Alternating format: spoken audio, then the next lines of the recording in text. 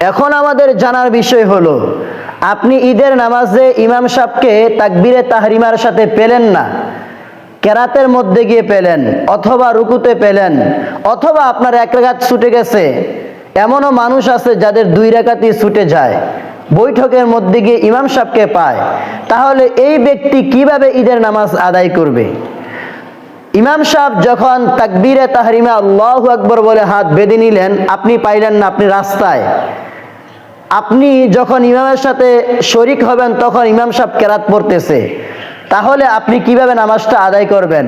আপনি তাকবীরে তাহরিমা আল্লাহু আকবার বলে হাত বেঁধে নিবেন, অথবা অতিরিক্ত তাকবীরগুলো দিয়ে নিবেন, তারপর ইমামের সাথে শরিক হবেন।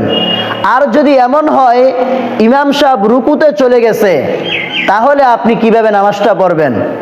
আপনি যদি আশঙ্কা করেন, আপনার ধারণা হয় তাকবীরে তাহরিমা বাঁধার পর, আপনি তাকবীরে তাহরিমা বলার পর অতিরিক্ত 3টি তাকবীর দিয়ে ইমাম সাহেবকে রুকুতে পাবেন, তাহলে আপনি তাকবীরে তাহরিমার পর অতিরিক্ত 3টি তাকবীর দিয়ে নিবেন।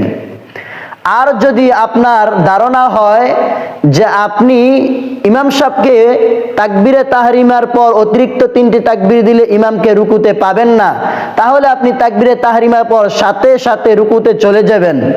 রুকুতে চলে গিয়ে তারপর অতিরিক্ত 3টি তাকবীর আদায় করে নেবেন।